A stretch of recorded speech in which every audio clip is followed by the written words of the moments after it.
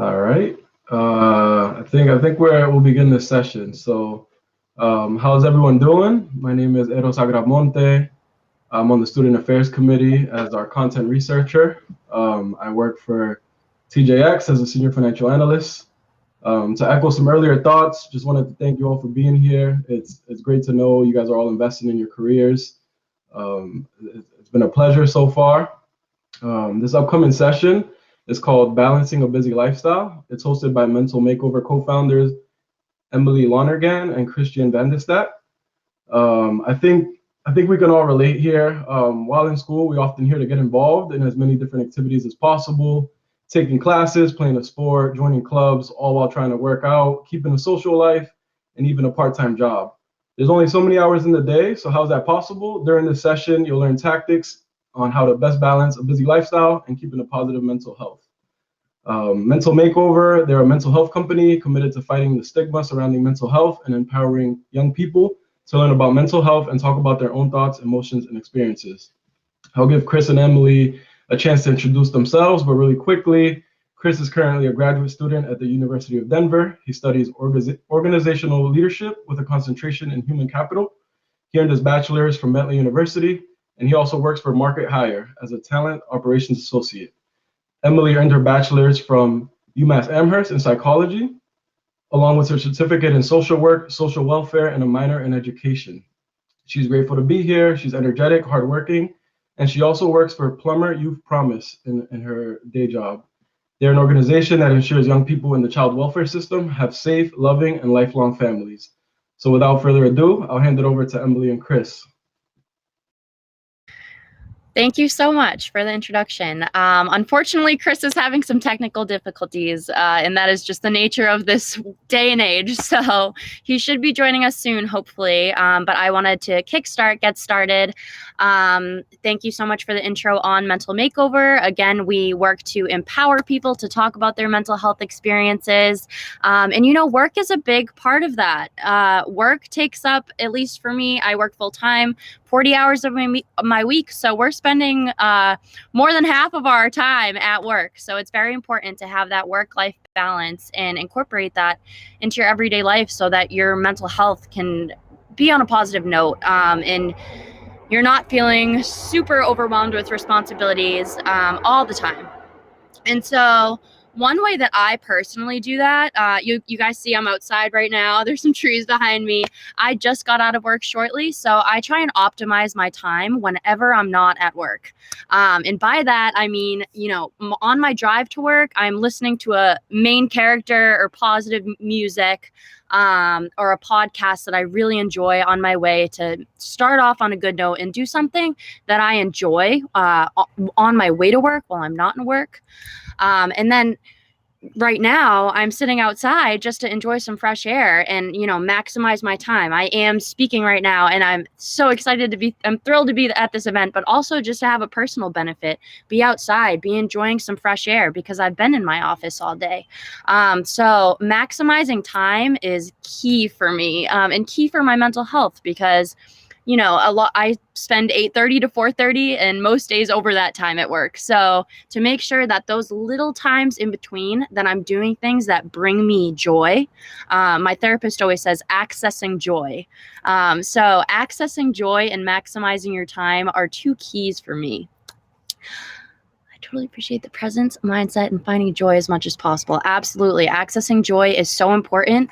And, especially I'll speak on my personal experiences. We always work to destigmatize mental health. So I like to throw in a little personal note that I am diagnosed with depression and anxiety.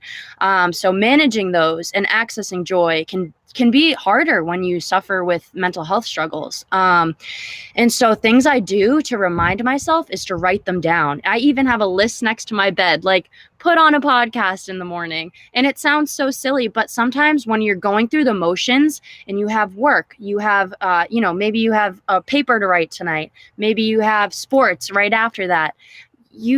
It's really hard to remind yourself to take care of your mental health and take care of yourself personally and access that joy. So writing everything down. It sounds silly and it sounds very simple, but I do make sure to, write a note for myself. What am I going to do today? Sometimes I even write drink more water on there, because throughout the workday I'll just be so caught up in the rhythm of the workday, or the rhythm of taking that class, or like going right to an appointment after work, that I forget the little things to take care of my mind and my body, and they're all interconnected.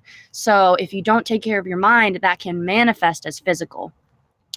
Another thing I wanted to speak on is just, how the work lifestyle or school lifestyle doesn't really set you up to access that much time for yourself. So make sure, if you have that lunch break, if you have that time in between. I know that this session incorporated breaks, and that is so great, because you need a little mental break in between everything to keep yourself going and keep that self-motivation high. So when you take that break, make sure you're really taking that break. It's so hard to pull away from your responsibilities without feeling guilty during the day, because, it's like that. Something always comes up.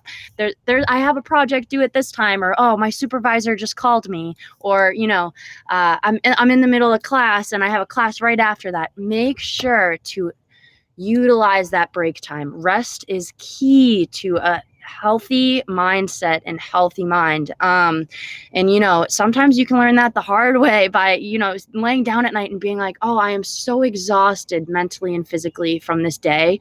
I didn't give myself enough rest in the day.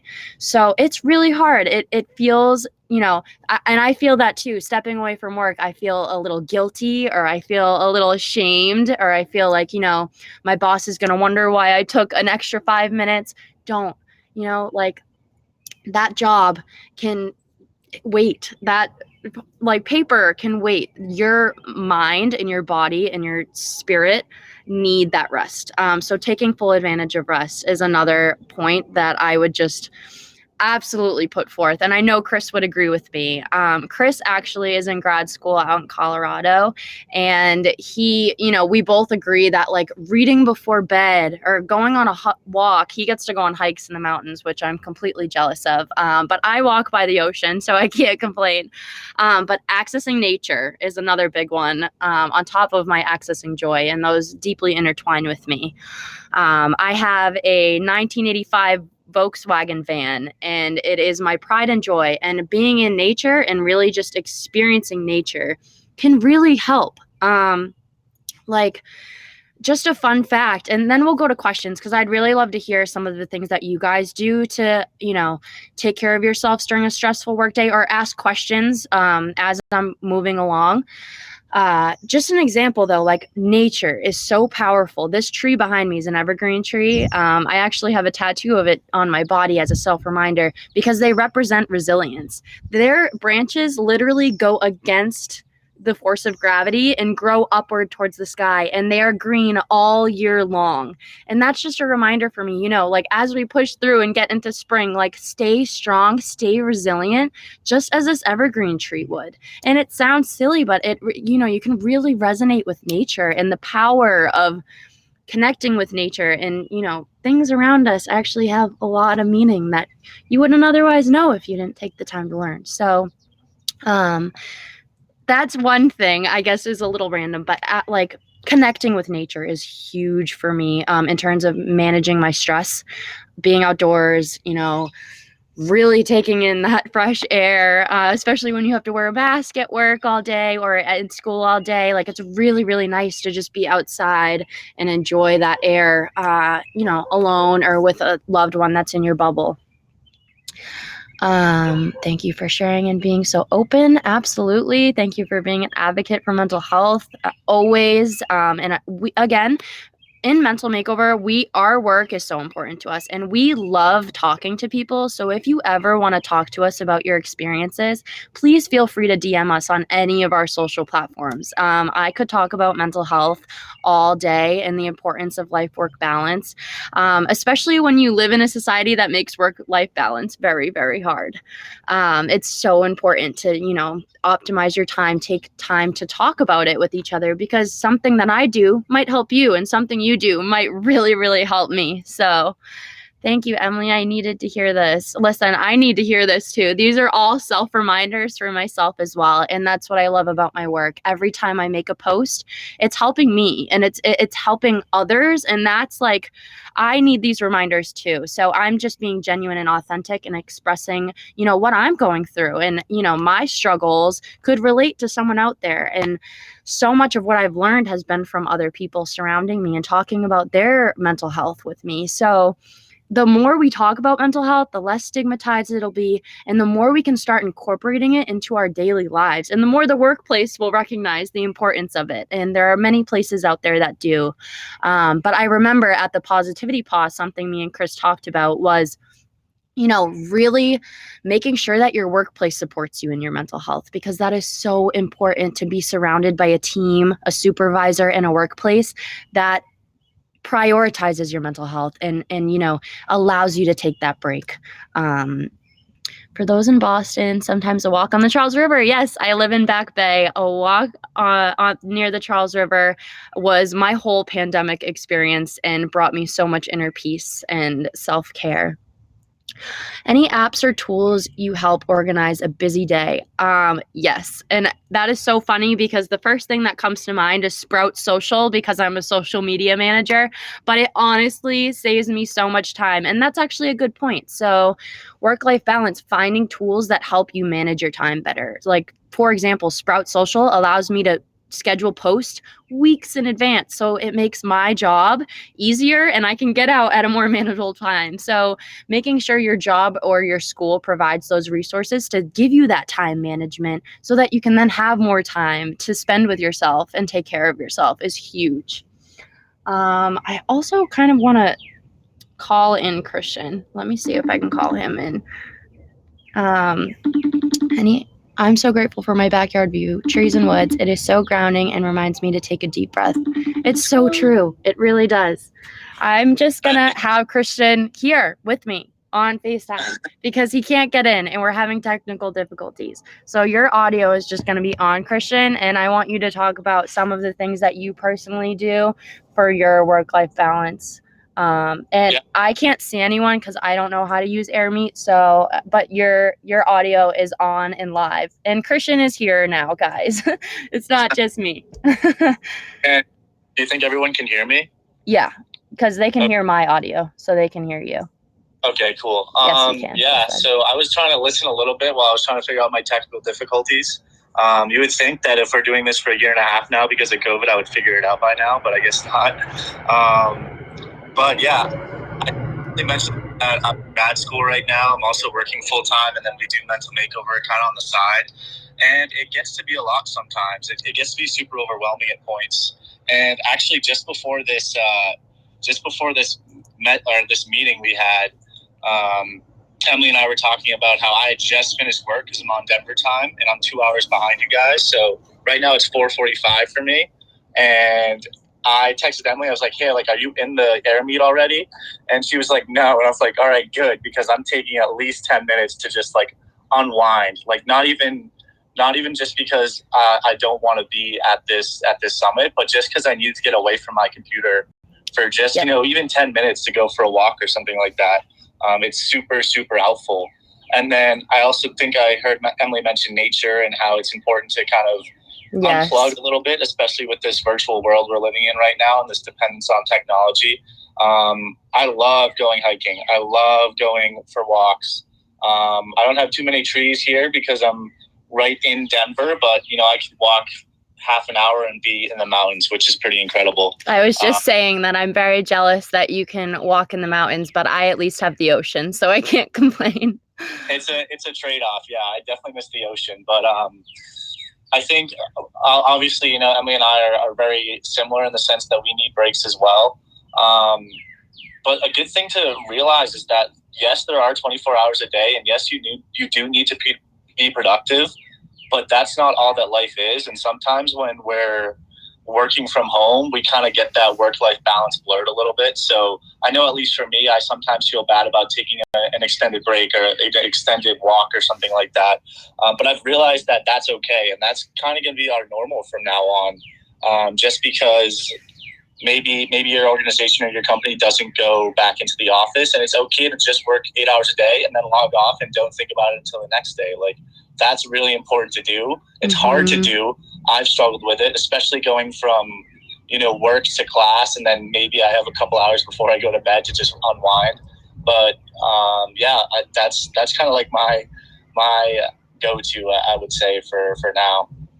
Absolutely. I talked about that a little bit, but just disconnecting from work when you have to. That is a huge one for me because my supervisor will email me at 1 a.m. on a Saturday, and I have to just put my email on Do Not Disturb, and put my Sprout Social app on Do Not Disturb, and anything that associates with my work life. On the weekends, I really, really try not to get tied into it so that I am using that time for myself and using that time to spend with friends, spend with family, focus on my mental health. But leaving work at work is so hard. It's easier said than done, but definitely I'm with that, Christian. Leaving your work at work, it's kind of like, leaving it all on the field. If you ever played a sport in high school, what happened in the day, all of the responsibilities and tasks that you had, you just leave them in the day and you will get them done throughout the week. I think Mondays are the hardest for me too, because at work or at school, when I used to be in school, I would make my task list and I would see it and I would be like, oh my gosh. And with my anxiety, I would feel like I have to get it all done in one day. But you don't, you have the whole week ahead of you. And just making sure that you really disconnect when you tell yourself you're going to disconnect. That is a huge one for both of us. And we both try and keep each other accountable for that too, because there will be times where it'll be 3 a.m. and we'll be texting about mental makeover ideas and we're like, we need sleep and we need to take care of ourselves too. So, let's see. Does anyone have any questions, or does anyone want to share some examples of what they've done to maximize their time and manage their work-life balance? How has COVID impacted mental health for students? COVID definitely impacted my mental health, and I feel very grateful that I am not a student at this time, but I can only imagine how hard it is being a student. And I know Christian has expressed to me a little bit in his experience just as how difficult it can be. The isolation, the loneliness was, that impacts your mental health significantly. Physical touch and being around people is so, so crucial to our mental health. So that has affected, students, adults, everyone alike. So something that we've made sure to do, Christian and I, is really just make sure we have touch points like throughout the day, or with loved ones, very often with friends. We're in the same friend group and he's out in Colorado, so it does make it tough, but just staying connected is so huge, and that's tough because you want to disconnect from technology, but you also want to stay connected. So finding that healthy balance of, oh, I'm going to call my friend. Like, if you think of it, pick up your phone and call your friend, or, if you need to talk to someone, pick up your phone and call them. And that's a huge thing with students too, being so overwhelmed, having that isolation and being online all the time, guys. Like, the face-to-face communication has lessened a lot, and that's really hard. So making sure that if you can get in that face-to-face time safely with friends and peers and other students, you do that, because it is crucial for our mental health. And yeah, I don't know if Christian wants to speak on any of his experiences as a student. Yeah, for sure. Emily hit the nail on the head there. Like, as humans, we're social creatures, like we need social interaction to thrive. And being in COVID, especially, those early months, those dark months where we were all isolated, we were all locked down, that was some of the hardest times of my life, definitely, just because I need that social interaction that seeing someone, seeing a friend, or like seeing a coworker, or even just going into the office, like that was one of my favorite parts of my old job before I got laid off. So like that was tough to adjust to too. And then, as Emily said, we're so enveloped in this technology that it's so hard to disconnect from it. But now it's kind of like reverse, where having this technology is the only way that we can stay connected. So it's kind of like, it's a paradox almost, where you want to disconnect, you want to get away from your computer for a little while, but the only way to, talk to your friends at this point, especially my friends back home, I'm in Denver now, but is to pick up the phone and call them. Emily said that we have a few touch points throughout the week, throughout the day. Some of my favorite, the things I look forward to most is when Emily and I and our other friend Brandon FaceTime, just because to see their faces and like see how well they're doing and just like put a face to the name or put a face to the text. Like, it's not that I forget what they look like, but it's just nice to see them, and that didn't happen a lot during COVID, especially that those first 6 months. And then I can't even imagine being an undergrad right now. I'm in grad school, but having that undergrad experience, having those 4 years of dorm life or living on campus or living off campus with your friends, I just feel so bad for those people that missed out on that.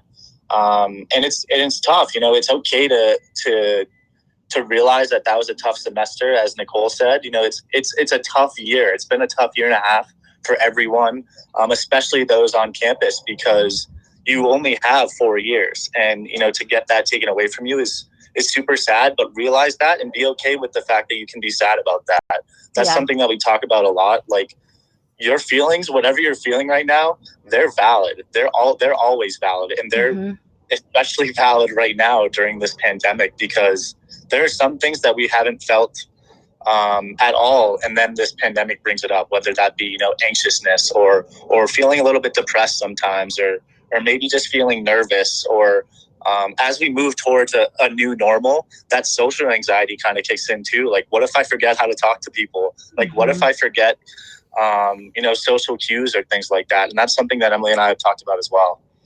Yeah, going off of that, I think, it's important to acknowledge your feelings, and even if they're negative, feel them, like, talk about it, because there is a lot of grief around this. You're losing that social interaction, in-person classes. You're losing a lot of the experience that an average student is supposed to be doing right now. So talking about that, and it's okay to feel upset about that and be angry about that and be sad about that, and just find ways to access that joy in other areas that there may be things that we still cannot do, but what are the things I can do? Like the examples we just said, like even FaceTiming right now, I'm like, hi, like I can see your face. Communication, like face to face instead of a text or a call, or getting that walk outside with a friend, or maybe doing your book work outside or somewhere that brings you joy, not staying stagnant. That's something that I've been talking about with my therapist too, is like, when you feel stagnant, you feel so stuck in all areas of your life. Like she was saying, I work from home 2 days a week, and she was like, try and drive somewhere in your van and just use your hotspot and work from a random place on the road. And I was like, you know what? That's a great idea. Like, let me just use my hotspot and go work from the beach. Like, why not? So sometimes we have to get creative with it. We're creative with coping, and with, accessing those other ways to manage, because it's not easy, and it's okay to recognize that. It really is. As an undergrad, this semester was very difficult because we barely got any breaks from our universities, but we persevered. Oh yeah, that was the hard thing. It's like, at the beginning, there was a lot of resources because COVID was so new and it was so fresh. But as time went on, the resources started lacking. So that's another thing where we really try to, at Mental Makeover, make sure we are continuously having these conversations and spreading the resources that we have, so that, it's not just like, here's some help in the beginning, and in the long run, it's still happening. We're still in a pandemic. We're still being affected by it. Even if things are easing and lifting restrictions, it's still very much a thing. It's still happening. So I'm very proud of you as an undergrad for making it through and persevering. That's a thing. Resiliency, the resiliency of students right now, and employees and healthcare workers and essential workers. It's truly amazing. And we're proud. We don't even know you, but we're so proud of you for doing that and persevering and making it through this year. because it is hard, and we're with you on that. Like, we're not here to tell you like this is what we do and it's perfect. Like, there are so many things that you can do for yourself, and it's what works for you. And we always say that, like, find the things that work best for you for self-care, because everything's different. Try new things. I tried yoga, didn't work for me.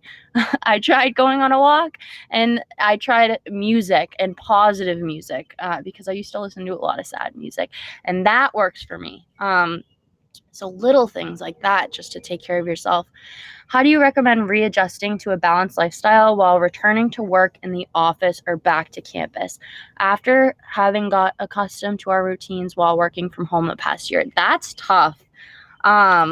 Because I definitely got into a routine when I was working from home, and I wouldn't say it was the best one. It was a pretty lazy one at that. So readjusting, I actually just started going back into the office 3 days a week, and some things that I have done to transition, are, just getting back into the groove of like writing myself notes, like making myself lunches, getting up in the morning, making sure I'm prepared for the day, and giving myself a little time before I leave for work, to, make my coffee and do what I want to do.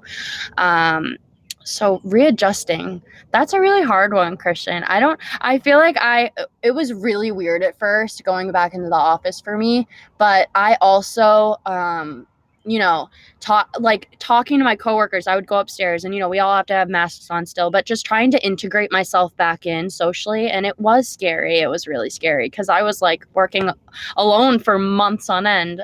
So just trying to, ease myself back into the workplace and recognize that, like, oh, I just worked from home for so long. This is going to not be the smoothest transition.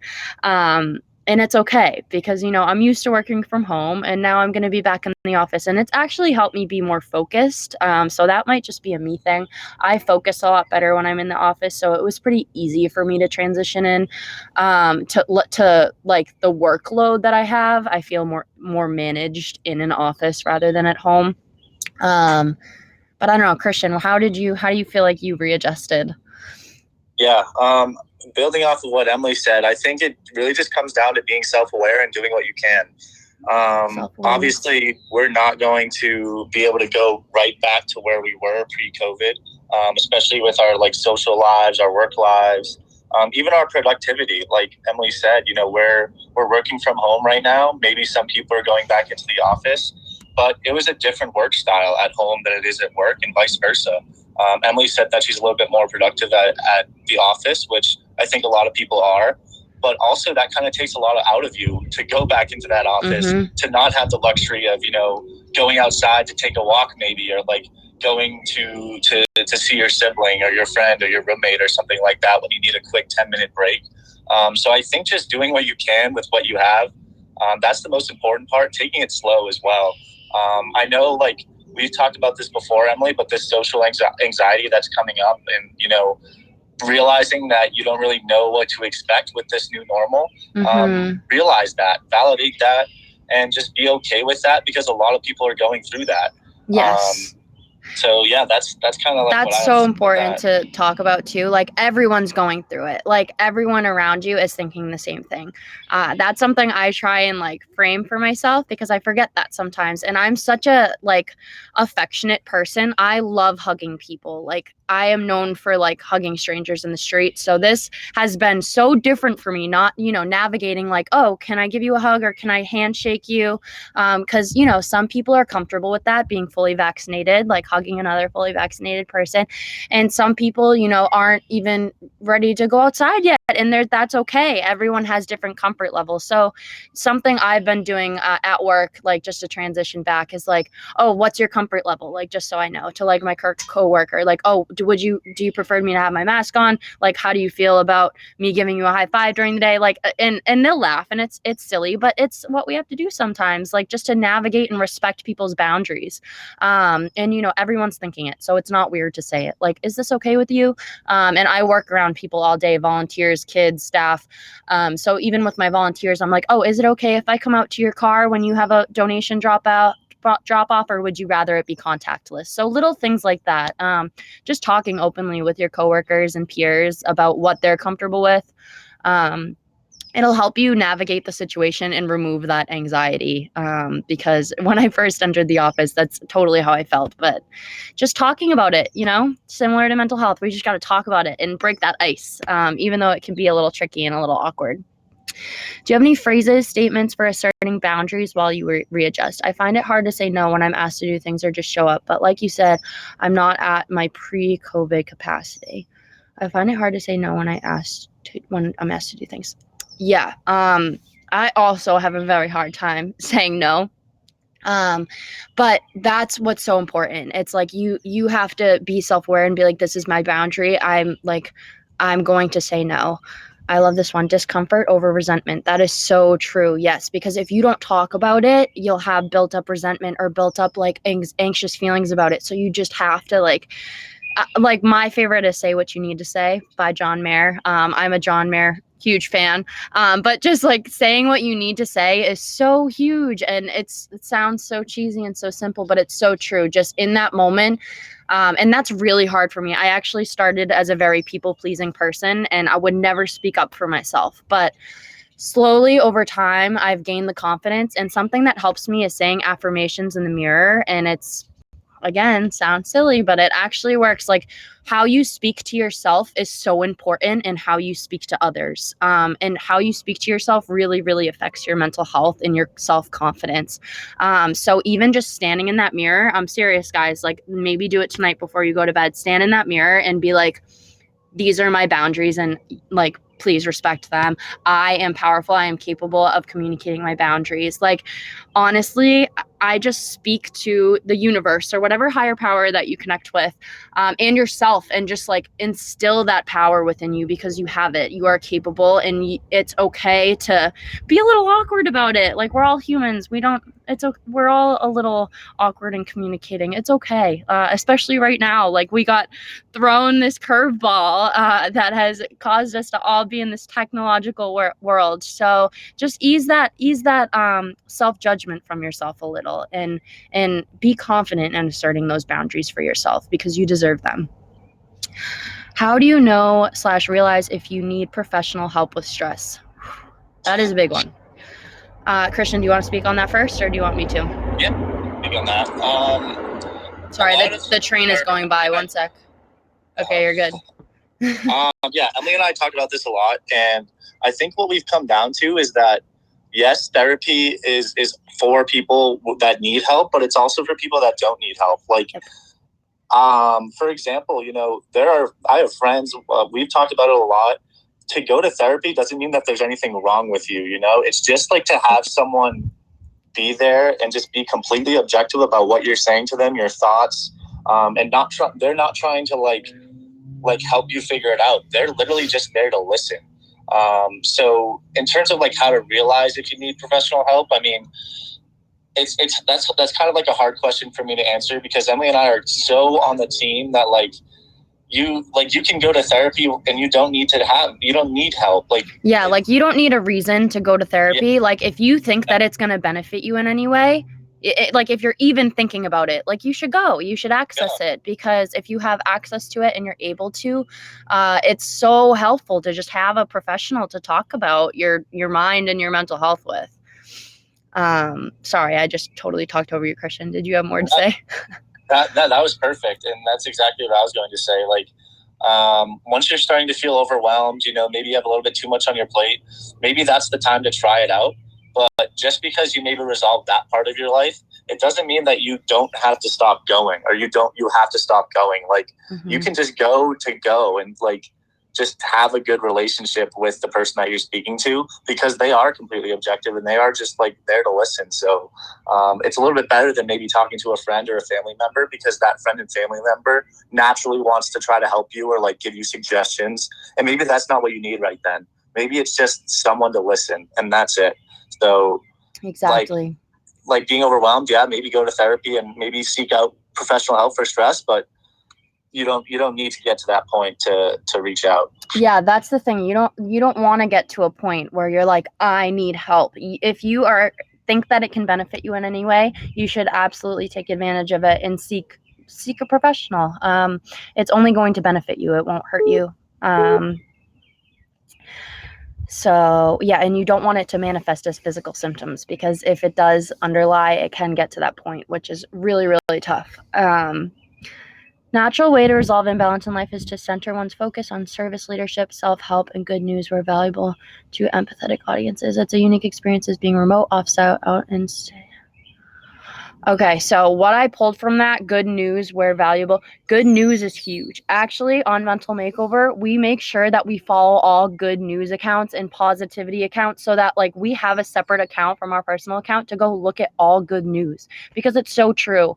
Spending this time on social media and technology all the time, you hear a lot of news. You hear a lot of bad news too.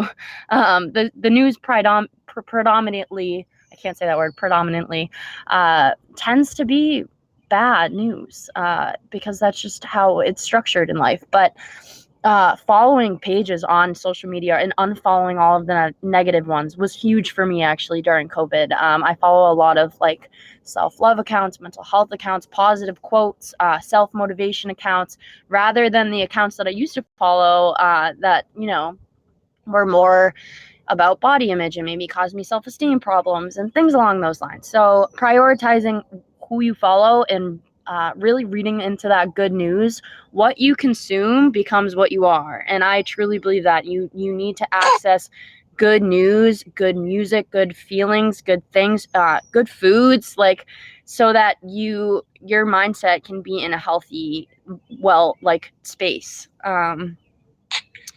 Grew up thinking 20 would be Jetson, not Flintstones. Yeah. Christian, do you want to speak on that at all? Yeah, just quickly, at least for me personally, during COVID, social media was pretty toxic, just in general, like organization structure to get things, you know. Oh, you're breaking up a little bit. Can you hear me better now? Yeah. Okay. Yeah, but I was just saying, like, social media is pretty toxic as it is, but with the COVID pandemic as well, like, seeing those numbers, it just gets to you, and like that's just it just gets to you. And I had to delete my Instagram and Snapchat and, you know, all my social for a little while. I still don't have it, and I think I'm a little bit happier because of it. And we do have that Mental Makeover page to look at all good news, and I find myself scrolling through that all the time. And like Emily said, you know, who and what you surround yourself with, you are going to become. So yes, instead of maybe following that influencer, maybe following that famous person, maybe follow, like, I don't know, a creative from your hometown, or like an artist from like the biggest city near you. It'll change how you think. Good news movement is a good one too. Like, it's all just like positive stories. We share them a lot on our page. Yeah, absolutely. And then I was just looking at the questions, so I want to address one real quick. I don't know if you have, Emily. It was, why do you think it's so difficult to talk about mental health, especially among young people? Oh, Did you talk about that? I didn't see that one. But yeah, we can just like briefly touch on that, because that's like basically the focus of why we started Mental Makeover to begin with, is because of that stigma associated with mental health and talking about it.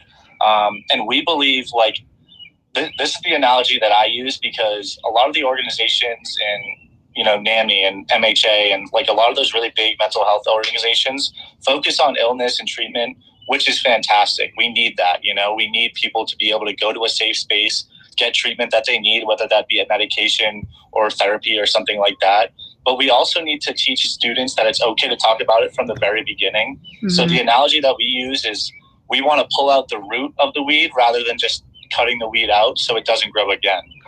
That's kind of like what our mindset is, because we really just want to like go to that foundational level and then build us back up, and build it back up in a way that we can talk about mental health all the way from when we can talk, if we're 3 or 4, to, you know, when we're older. And I think that's super important, especially in today's day and age. Absolutely. It looks like we have less than a minute left. So I want to address this last question really quick, or last statement, I should say. Mental health and illness is very stigmatized in the Latinx community. Absolutely. And I'm very glad that you acknowledge that. We talked about that with Carlos yesterday. How can we help members in our community, especially older generations, to overcome this? Talking about mental health and accessing resources that work for you. We actually just shared Latinx resources on our mental health page, and make sure to share resources that are targeted and comfortable for different groups in our community, because we acknowledge that that is such a huge problem. And Christian, we only have 5 seconds left. I don't know if you want to wrap it up somehow. I'm good. Yeah, it was just really great to talk with you guys. Really appreciate the opportunity. Awesome. Yeah, we really appreciate this opportunity. I don't know if this is going to end in like 2 seconds. It didn't end yet. I thought it was going to end on the 40-second mark, but where do you get all your amazing resources on your social media? We actually just research and find them and find which ones we like the most and which we find are the most credible, because that's very, very important, making sure you have credible sources. We also make our own content, because I went to school for psychology, and me and Christian also do a lot of research about mental health on the side to make sure that our content is helpful content. Thank you so much. It was so nice to connect with you all. Let's see. I'm waiting for you. Oh, okay. We don't have to end right away. But let's do a wrap up, since it's supposed to end, or was supposed to end just now.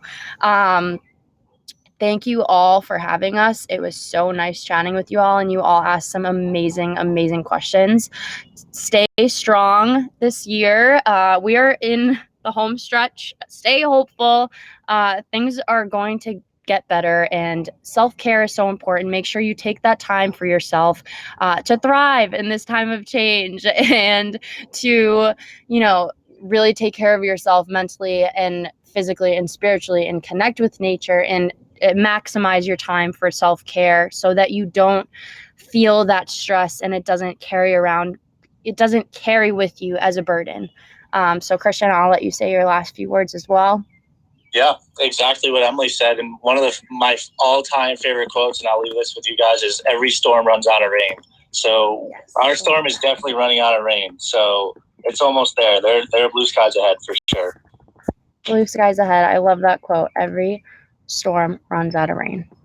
And we will leave you all with that. Thank you so much, everyone. I hope you have a wonderful night, and make sure to take some time for yourself tonight and do those affirmations in the mirror as well.